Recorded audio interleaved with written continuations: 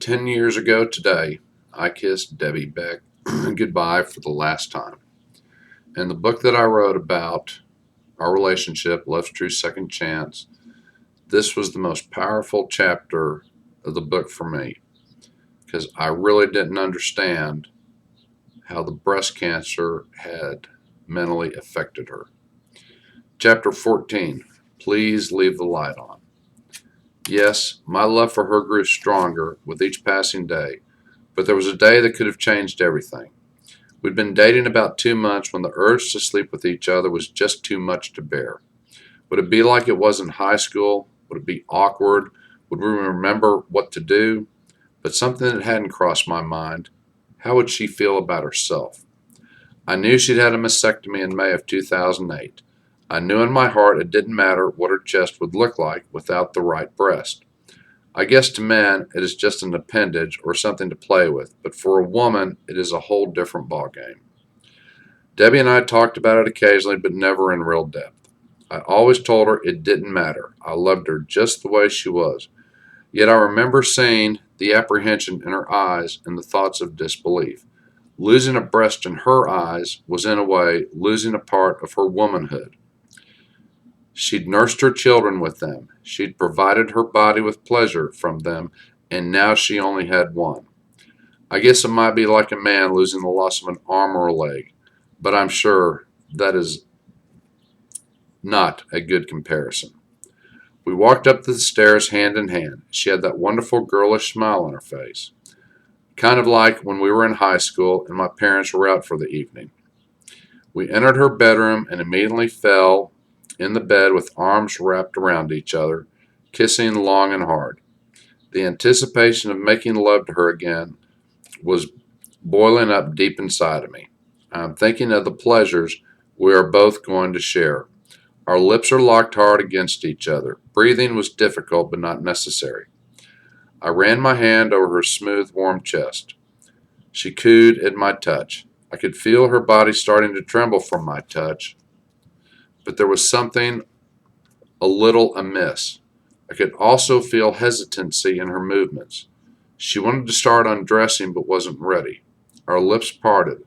I looked into her deep brown eyes and asked if something was wrong. She partly smiled and said, "No, everything's fine." Her answer told me different.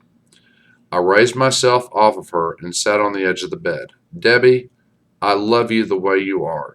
Your physical appearance is not who you are, okay?" She said not a word.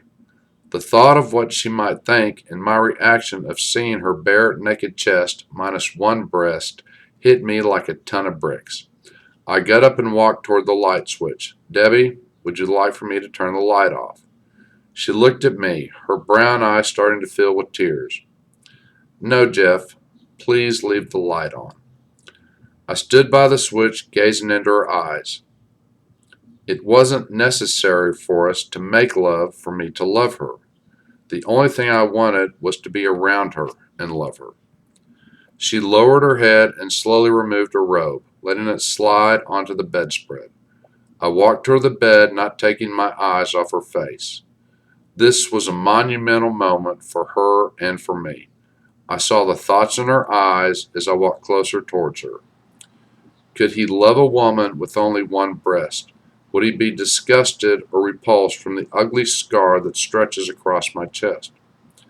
I sat down on the bed and placed my right hand on her leg. She raised her head up, a small tear sliding down her cheek, and looked for a sign of my facial expressions. What is he thinking? No words were needed. I wiped away the tear, kissed her lips, and said, "Debbie, I love you and always have." I looked down at the scar, took a finger, and gently moved it over the incision. I could feel her body trembling. Is he accepting my physical appearance, or is he just being nice, hoping to get laid? I told her again, "Debbie, I love you." Applying another kiss, I lowered my hand and kissed the area where her right breast had been. She momentarily shuddered. I felt wet drops falling on my neck. I kissed and sucked the right part of her chest in an attempt to let her know it didn't matter. I truly loved her.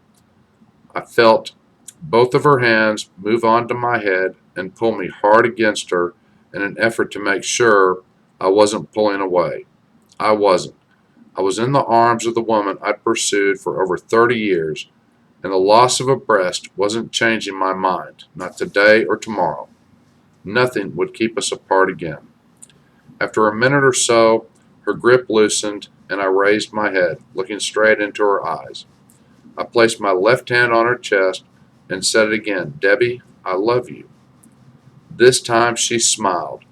It started slowly at the corner of her face and grew until all of her teeth were showing.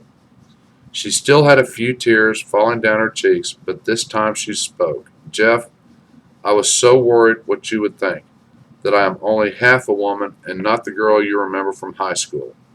I would understand if you were repulsed by the scar. I just didn't know what you would think." She took a quick breath and continued, "Jeff, I know now that when you say you love me, you really mean it, and now I can tell you the same without any reservations. Jeff, I love you too, and have missed being in your arms." We kissed each other as only true lovers do. No reservations, no second thoughts, no hidden agendas. Deep, passionate, probing kisses.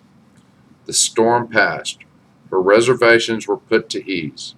I didn't ignore the fact that she was minus a breast, but concentrated on the most important issue at hand, loving Debbie for who she was and not for what she'd lost.